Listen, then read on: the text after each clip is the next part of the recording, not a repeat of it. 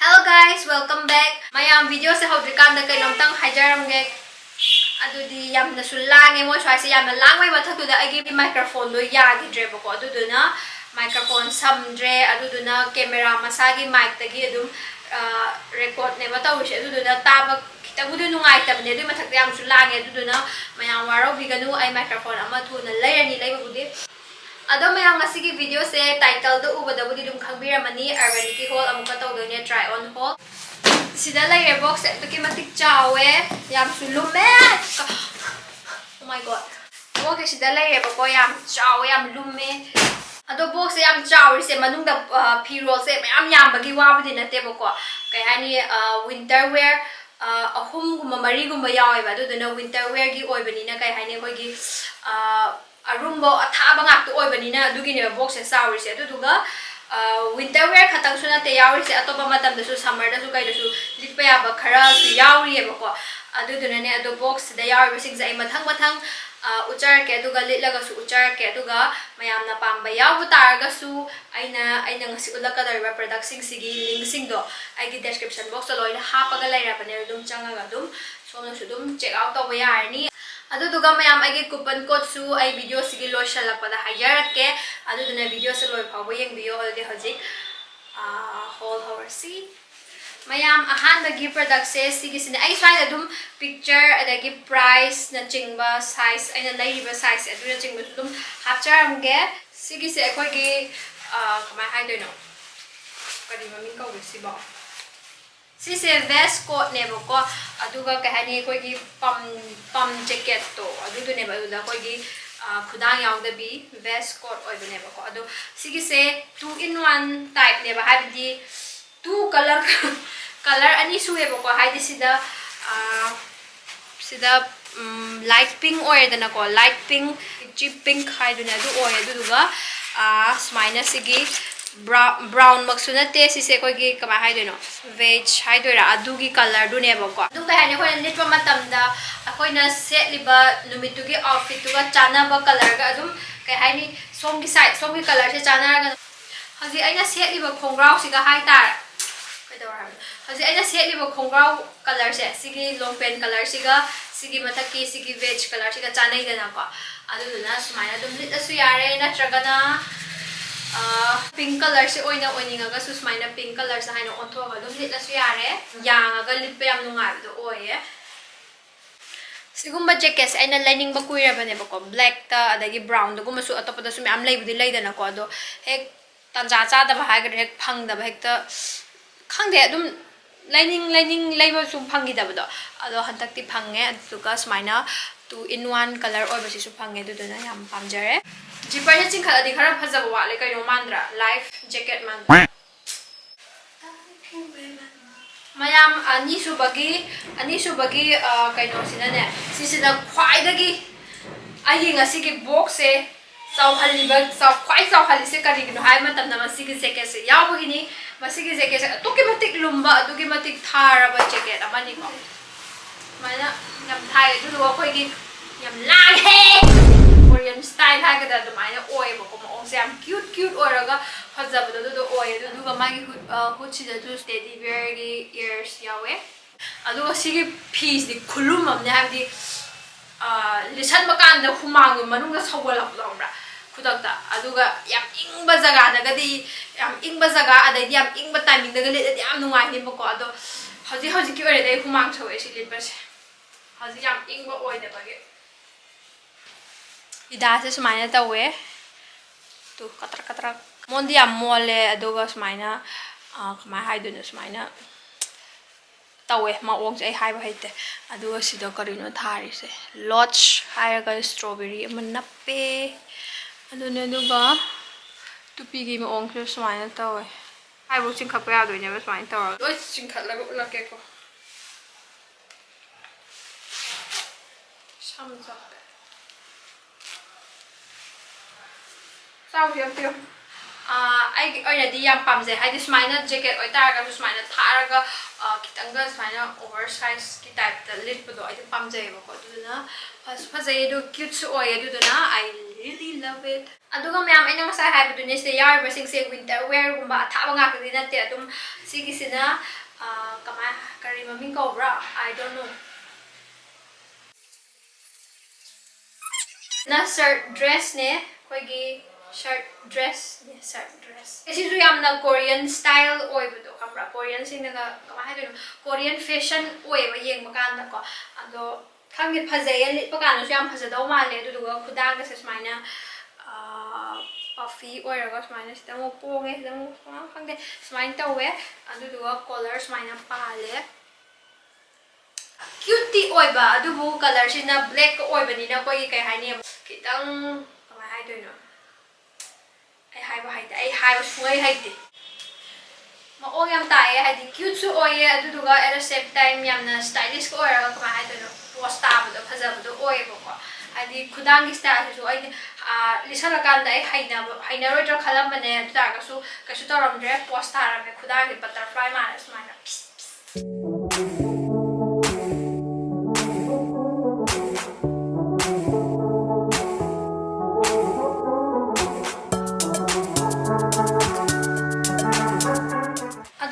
Mari subasina sigisina koigi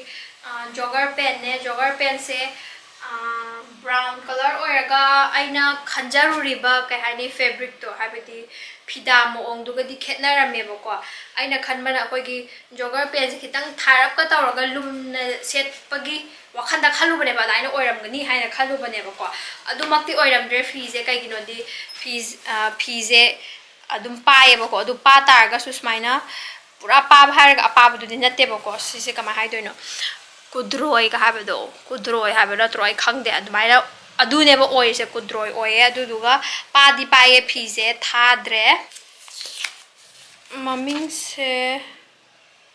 simplicity jogger adum hai aduduga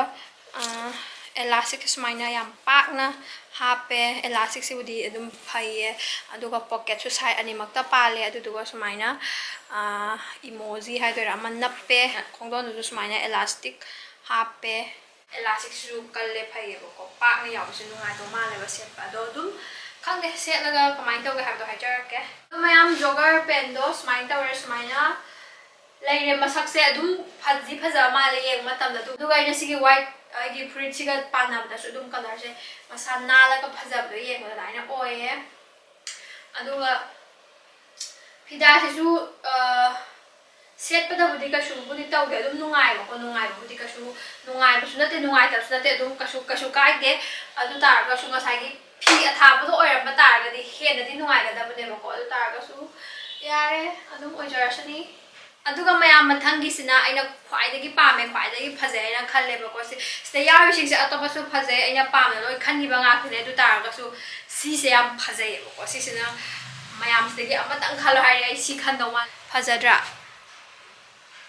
si su phi se thabdi thai bako adu tar ga su nga sai gi ama mana pan bi do adu duna di he na thaba hele du su si su ka su kai de si sina chap chai bako ama duna mu yam tha doi ba khambra sigi jacket sina muka manung da sise windproof ki phida do ne ba happy se ko sigi sidi windproof ti oi de ba ko sisina khoi gi phi se soft oi na le ba ko ngasai gi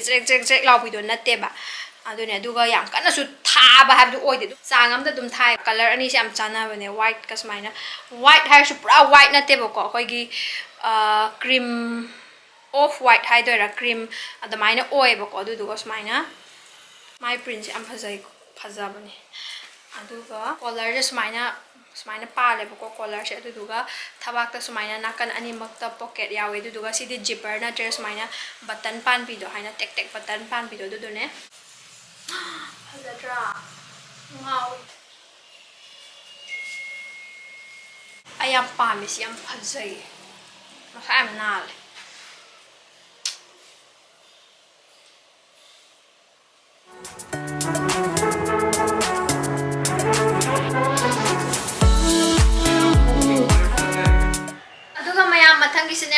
yamna nupi thopi yamna cute oibi ne oidoi se akoi gi angang macha ga khara malap tawra ga ko adain taw ne siki dress ine floral dress hai ta bani oi siju pura Korean type Korean yamna cute oibi nupi sing na ga ka hani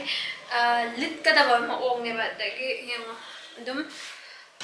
collar style gase adai maning su smaina pakna ga thadai bako collar maning se khudang smaina puffy oye sisu maton na smain tawe my skirt se am fresh oiraga amna ing lawdo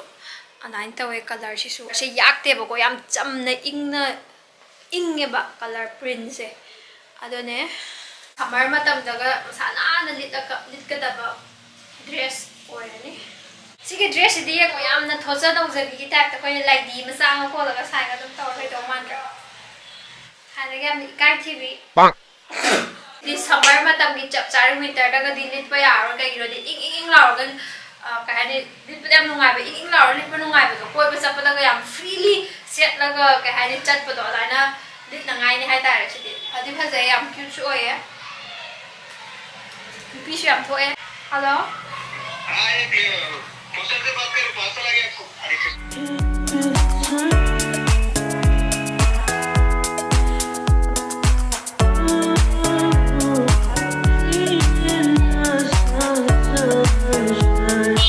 aduga ma'am Urbanic sida su koi gi sleepwear gumasu yawi dana ko adugi sleepwear dun en hantak ulak toy sina mamangda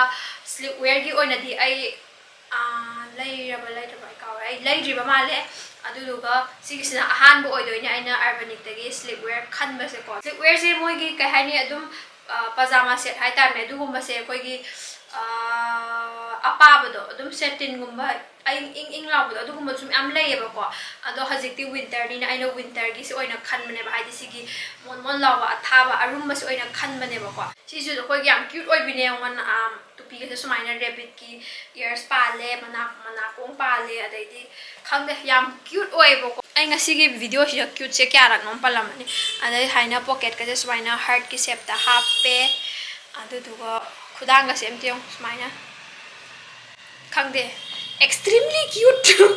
extremely cute oi ba furit ni ko su khumon am taw ya mon la ra ga yam lum doi jane aduga sumaina button cho ahum mari pale furit si yam cute oi ga phajai ba ko ado ai khongaw si khara haina de ba khangbra chamana aduga khongaw si aina haina drise kai gi na hai matam da na maton se am tiong ni thai mal hai ba ton sumaina taw ha ba sise kitang telamag di khara pha ba mi thai maku hek ma la hai ba managa palaga yamna khoigi cute oi bide bo oi yam su lumme bo ko haidi yam warm oi lumme tumbada haidi ningtham thagi inglaba ahingdaga tumbada litpade am nungai doine mo ba ado sije phajai purisu yam cute oi phajai yam nushi adu duga sidi kai dawra ba do kani yam phanba henman gre haina de ba ngasi gi video sigi iroi ba dress sina sigi sisu kai no hai kai hai kari no ino hitang pa ki du ko ki ne wa ni de hauzik ta pa du hauzik khudak te hek ka button shirt dress ka oi ba ko sisu akoi gi sisu ngasai gi black to su shirt dress hai du ta ga so du na mo ko yam na cute oi brom chat khre da na ko masak ta ado sigi sina akoi gi yam na kitang formal su oi ba masak se khambra du ga yam na khangde masana ne yamna phajaga da male post ka ta da male ko ado sigi phida sina satin oire adu duga color sina ko gi kai hai do no coffee hai tam ne coffee color ne ko adu duga khangde color je yam na le phajai yem kan da langa ga satin ga su oire mani no ko ado khangde picture sigi picture se yam phaja bane ado aina sela di kam do go khangde yeng si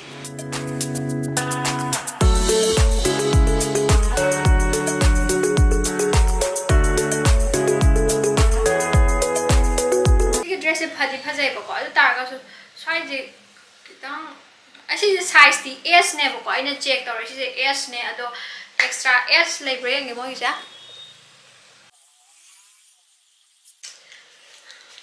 sigi sida machu lai ba ko si ai sigi sina coffee ni dana ko red su lai pink su lai o si sina kai no white na te beige color ne de green su lai ba ko ado size si aina lai si s ne ba ko ado S ina khwaidagi smallest ne ba extra S ko ma phaw yaudre ba masagi ra kai no di khangdi size kitang size ga kitang loose oi beta toy ko kitang fitting je kitang ga napam ta ga he na maong ta da ba ne khale ta ga su di taw ge adum ai dum pam sai ya adum pam da le tai pam di pam e phajai ya ꯂꯤꯠꯄꯗꯁꯨ ꯑꯩꯈꯣꯏꯒꯤ ꯐꯤꯗꯥꯁꯦ ꯁꯦꯇꯤꯟꯁꯨ ꯑꯣꯏꯕꯅꯤꯅ ꯑꯩꯈꯣꯏꯒꯤ ꯂꯤꯠꯄ ꯃꯇꯝꯗ ꯏꯪ ꯏꯪ ꯂꯥꯎꯔꯒ ꯅꯨꯡꯉꯥꯏꯕꯗꯣ ꯑꯗꯨꯗꯣ ꯑꯣꯏꯌꯦ ꯁꯤꯅ ꯀꯩꯗꯧꯔꯕ ꯀꯤꯀꯤꯗꯤ ꯀꯗꯥꯏ ꯆꯠꯈ꯭ꯔꯒꯦ ꯅꯌꯥꯝꯕ ꯀꯤꯀꯤꯗꯤ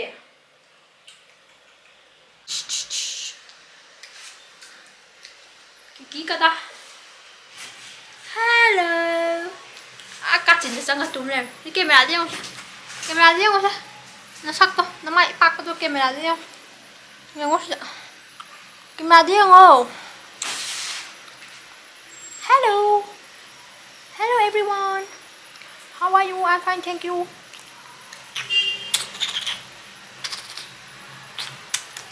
Ado mayam utkadabasu loirabanina matang swaisida video se loisanjarage aduga ngasai mamangda aina mayamda haikiba agi coupon code hajar ka habdasu sida laire sigi sinam F25 haiba coupon code se use tawbiyo sisi season na batagadi new users ki oina di 25% off hangani aduduga all users ki oina di 15% off hangani aduduga mayam aina ngasai utjagriba singsigi product ki link sing dusu agi description box loina hapaga lairabane bako